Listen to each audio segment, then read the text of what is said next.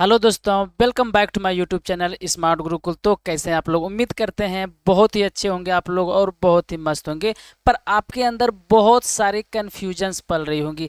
जितने भी बच्चे बीसीसी का एग्ज़ाम दिए हुए थे, आप लोग तो एग्ज़ाम दिए होंगे तभी ये वीडियो देख रहे हैं।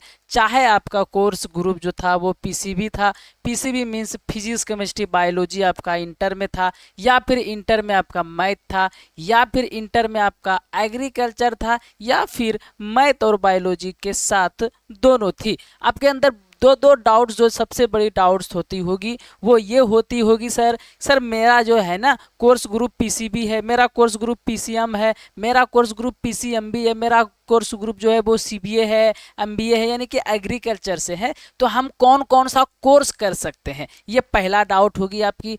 दूसरी सबसे बड़ी डाउट ये होती होगी आप लोगों की कि सर मेरा रैंक 3000 है, हमको कौन सा कोर्स मिल सकता है? सर मेरा रैंक 5000 है, क्या हम पास हुए हैं? अगर हुए हैं तो कौन सा कोर्स मिल सकता है? अगर आप बायो वाले होंगे सोच रहे होंगे कि नर्सिंग में कौन सा कोर्स मिल सकता है। अगर आप इंजीनियरिंग करना चाह रहे होंगे सोच रहे होंगे इलेक्ट्रिकल मिलेगा, सीएस ब्रांच मिलेगा या सिविल मिलेगा, कौन सा मिलेगा? अगर ब्रांच मिलेगा तो फिर उसमें से कॉलेज कौन सा मिलेगा? तो ये सारी डाउट्स हम आपको क्लियर करने वाले हैं। लेकिन उससे पहले हम लोग आइए जानते हैं कि रैंक कार्ड होती क्या है। रैंक कार्ड के जो अंदर आपकी रैंक आई हुई है, ज्वाइंट यूआर रैंक क्या होती है, ज्वाइंट कैटेगरी रैंक क्या होती है, स्ट्रीम ओपन यूआर रैंक क्या होती है, स्ट्रीम ओपन कैटेगरी रैंक क्या होती है, सारा कुछ अच्छे से समझेंगे। और फिर हम समझेंगे कि रैंक क्या काम करती है, कितने रैंक पे किस तरह का रिजल्ट बनती है, कितने रैंक पे कौन सी कॉलेज मिलती है और कौन सा कोर्स मिलती है। इतनी चीज़ें पे हम लोग बात करने वाले हैं। ये वीडियो देखने के बाद आपको 100% पता चल जाएगी कि आपको कोई कॉलेज मिल सकती है या फिर नहीं।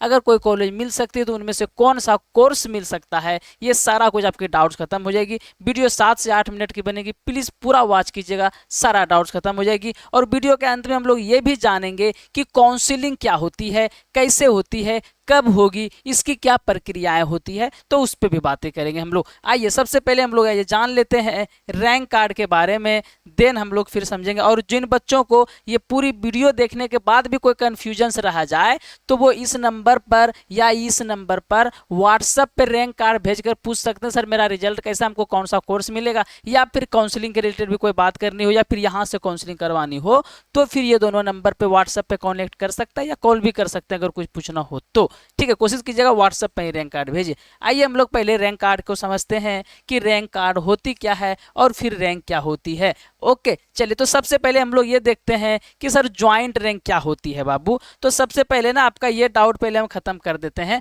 कि ज्वाइंट रैंक क्या होती है और ओपन रैंक क्या होती है, स्ट्रीम रैंक क्या होती है। तो ज्वाइंट रैंक क्या होती है पहले वो समझ लेते हैं, फिर हम लोग रैंक कार्ड पे आते हैं। ज्वाइंट रैंक पे आते हैं पहले। ये छोटे छोटे डाउट्स है पर क्लियर होना बहुत जरूरी है ना। उसके बाद क्या होगा sir, stream rank. Stream rank क्या होती है ये थोड़ा सा आप लोग समझ लीजिए। देखिए, आपका मान लेते हैं कोर्स ग्रुप क्या होगा, आपका कोर्स ग्रुप क्या होगा सर, पीसीएम होगा, है ना। आपका कोर्स ग्रुप क्या होगा, पीसीएम होगा। कुछ बच्चे का कोर्स ग्रुप क्या होगा सर, पीसीबी होगा, पीसीबी होगा। तो पीसीबी वाले बच्चे क्या कर सकते हैं सर, उसका जो क्षेत्र है, उसका जो एरिया है वो नर्सिंग का है, लेकिन वो बच्चे इंजीनियरिंग कर सकते हैं, वो बच्चे एग्रीकल्चर कर सकते हैं। तो अपने क्षेत्र से हटकर कोई और कोर्स करना चाहते हैं तो वहां पर क्या काम आती है, ज्वाइंट रैंक काम आती है।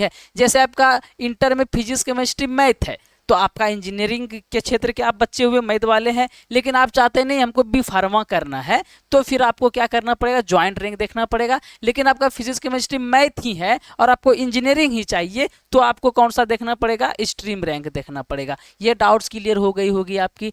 आइए अब हम लोग दूसरा और एक डाउट पे चलते हैं सर कि कौन क्या कर सकते हैं, उस पर भी बातें कर लेते हैं ताकि फिर हम लोग रैंक समझने में आसानी होगी। तो जिन बच्चे का कोर्स ग्रुप क्या होगा बाबू, पीसीएम होगा, यानी फिजिक्स केमिस्ट्री मैथ होगा, 12th में रैंक कार्ड में लिखा हुआ है, तो वो क्या कर सकते हैं, वो इंजीनियरिंग कर सकते हैं, वो इंजीनियरिंग कर सकते हैं बीसीसी के थ्रू। और क्या कर सकते हैं, वो एग्रीकल्चर कर सकते हैं, वो एग्रीकल्चर कर सकते हैं सर। और क्या कर सकते हैं एग्रीकल्चर के अलावा, तो वो क्या कर सकते हैं, बी फार्मा कर सकते हैं। क्या कर सकते हैं, बी फार्मा कर सकते हैं, है ना। ये 3 कोर्स कर सकते हैं जिसका मैथ है 12th में। अब कुछ बच्चे का क्या होगा, बायोलॉजी होगा। तो इतना तो समझ में आपको आ रही होगा, अगर बायोलॉजी है तो आप नर्सिंग के क्षेत्र में जाएंगे तो नर्सिंग के जितने भी कोर्सेस होती है, BSc nursing, B pharma, BPT, BA multi, fisheries, ये सारी कोर्सेज के लिए आप एलिजिबल है। तो हम लोग ये समझ सकते हैं कि नर्सिंग के सारे क्षेत्र, और BSc नर्सिंग सिर्फ बायोलॉजी वाले कर सकते हैं, ये भी समझेंगे। तो नर्सिंग में जितने भी आएंगी ये सारी कोर्सेज कौन कर सकते हैं? PCB वाले। ऑफकोर्स BSc नर्सिंग भी कर सकते हैं PCB वाले। अब जिन बच्चे का क्या है सर, जिन बच्चे का क्या है बोल सकते हैं CBA है, यानी एग्रीकल्चर है, CBA है, तो वो क्या कर सकते हैं? वो ऑफकोर्स इंजीनियरिंग कर सकते हैं। और वो क्या कर सकते हैं सर? एग्रीकल्चर तो करेंगे क्योंकि इसका क्षेत्र तो एग्रीकल्चर ही है। अब देखिए यहाँ पर अब क्या बचा सर? एक और बच गया PCMB। PCMB क्या होती है? जिसका इंटर में क्या है? फिजिक्स केमिस्ट्री मैथ है और साइड से बायोलॉजी है। कुछ बच्चे का फिजिक्स केमिस्ट्री बायोलॉजी होगा, साइड से मैथ होगा, या कुछ बच्चे का साइड से बायोलॉजी होगा, तो उनका चारों एड ऑन होता है। तो ये बच्चे बाबू क्या कर सकते हैं? ये जितने भी कोर्सेज दिख रहे हैं ना, ये सारे कोर्सेज कर सकते हैं, इसमें कोई प्रॉब्लम नहीं है। PCMB कौन कर सकते हैं? तो ऑल ग्रुप के लोग कर सकते हैं।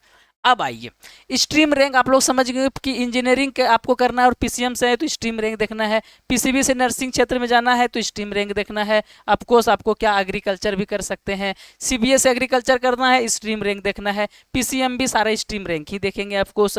अब देखिए यहाँ पर PCM वाले को एग्रीकल्चर करना है, बी फार्मा करना है, ज्वाइंट रैंक देखना है। PCB वाले को एग्रीकल्चर करना है, ज्वाइंट रैंक देखना है। CBA वाले को क्या करना है सर? आपके पास बी फार्मा करना है, ज्वाइंट रैंक देखना है। PCB वाले को तो ऑल होती ही है। ये चीजें समझ गए। अब आइए थोड़ा रैंक कार्ड पे बातें करते हैं, तब चीजें हम लोग को समझ में आएंगी, ठीक है ना। अब इसके पास देखिए ज्वाइंट रैंक यहाँ पर दिया गया है और उसके नीचे भी दिया गया है सर एक और ज्वाइंट रैंक, यानी कि ये जो है ना PCM का ज्वाइंट रैंक है, इसका फिजिक्स केमिस्ट्री मैथ बायोलॉजी दोनों था, और नीचे में क्या है? PCB का ज्वाइंट रैंक है। अब दोनों रैंक पे देखिए डिफरेंट क्या है वो आइए समझते हैं। ये जो PCM है ना, इसका ज्वाइंट रैंक 32,000 आया हुआ है, और ये जो PCB है इसका ज्वाइंट रैंक 43,000 आया हुआ है।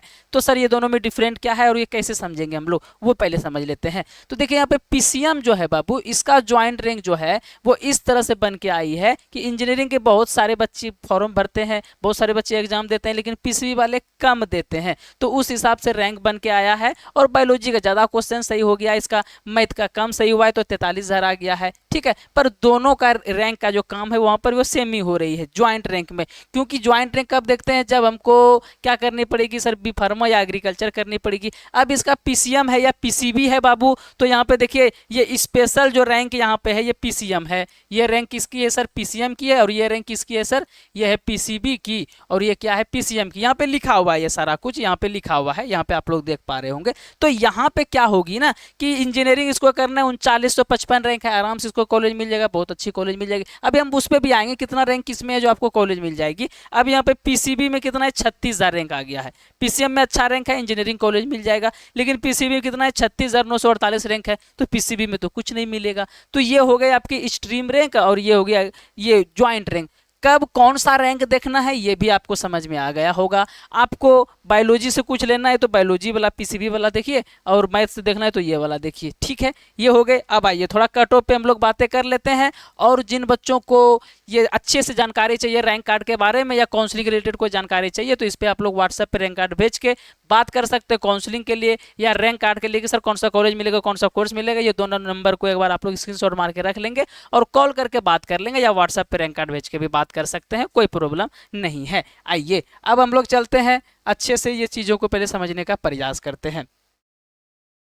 जो बच्चे क्या हो सर, नर्सिंग के हो यानी कि PCB के हो या फिर PCMB के हो, अगर उनका रैंक 2000 से 2500 के अंदर है तो उनको कंफर्म मिल जाएगी कॉलेज, कोई ना कोई कॉलेज मिल जाएगी। अगर थोड़ा अच्छा से काउंसलिंग होगा, आपका काउंसलिंग पे भी हम लोग आएंगे, अगर थोड़ा अच्छा से काउंसलिंग अगर आप लोगों का होगा तो अच्छा कोर्स आपको मिल जाएगा, बिल्कुल प्रॉब्लम नहीं होगा 2000 से 2500 वाले का। अब 2500 से 4000 जिसका है सर, तो इसमें क्या है ना बाबू कि काउंसलिंग बहुत अच्छे से आपकी होगी तो आपको कोई ना कोई केस मिल जाएगी।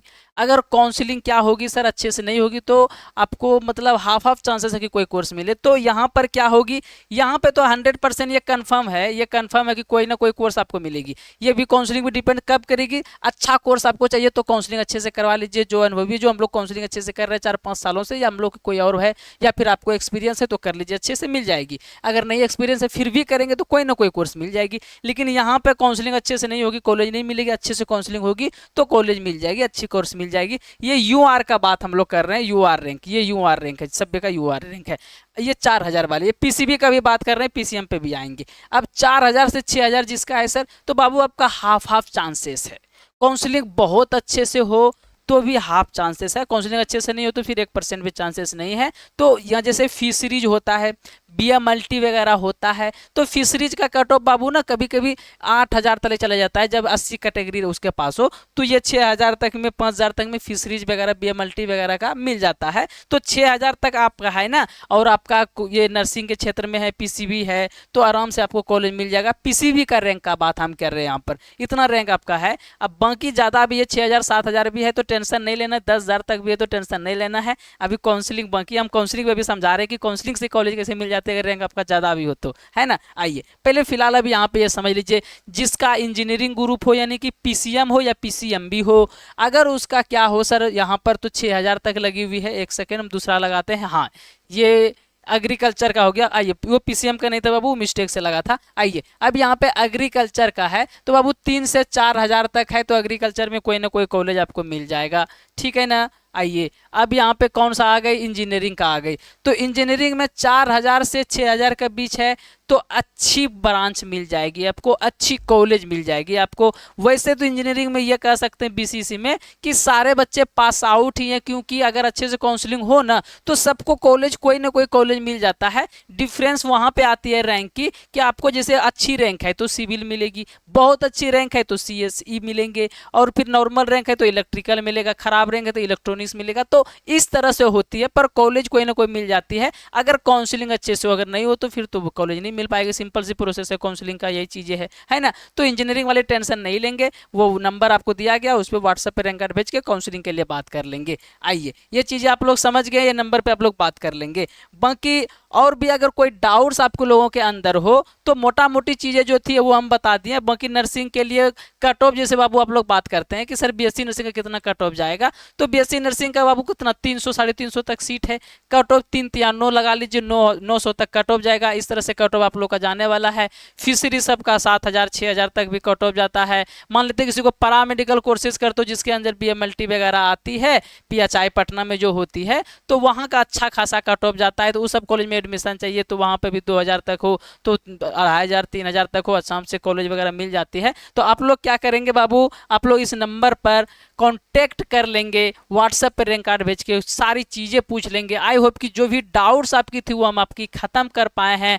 बाकी कुछ और पूछना हो तो कमेंट बॉक्स में पूछ सकते हैं, अदरवाइज इस नंबर पे या फिर इस नंबर पे कॉल करके व्हाट्सएप पे रैंक कार्ड भेज के पूछ सकते हैं। और अगर इससे ज़्यादा रैंक हो तो फिर प्राइवेट कॉलेज में एडमिशन करवा सकते हैं। अगर प्राइवेट कॉलेज में भी एडमिशन आप लोगों को करवानी हो तो ये दोनों में से कोई नंबर पर कॉन्टेक्ट करें। जितनी नॉर्मल मिनिमम फी हो, जो बिहार का टॉप कॉलेजेस हो, वहाँ पर हम आप लोगों को एडमिशन करवा सकते हैं। तो एक बार जरूर कॉन्टेक्ट कर लें, कुछ भी काम हो कॉन्टेक्ट जरूर एक बार आप लोग कर लें। अगर इन्फॉर्मेशन अच्छी लगी तो एक बार वीडियो को लाइक कर दें, और आने वाली चीज़ों के लिए कुछ भी अपडेट लेनी हो, काउंसलिंग क्या होती है, कैसे होती है, सब पूरी डिटेल्स वीडियो लाने वाले हैं हम लोग, तो सब्सक्राइब करके रखें। काउंसलिंग का सारा प्रोसीजर बताने वाले हैं आप लोगों के लिए। 4 से 5 घंटे के बाद काउंसलिंग की वीडियो भी आ जाएगी, तो फटाफट से सब्सक्राइब करना भी नहीं भूलेंगे और लाइक जरूर कर देंगे अगर इन्फॉर्मेशन अच्छी लगी हो तो। बाकी ये नंबर है, इस पर आप लोग कॉन्टेक्ट कर लेंगे। मिलते हैं हम लोग नेक्स्ट वीडियो में नेक्स्ट टॉपिक पे। फिलहाल के लिए बाय बाय।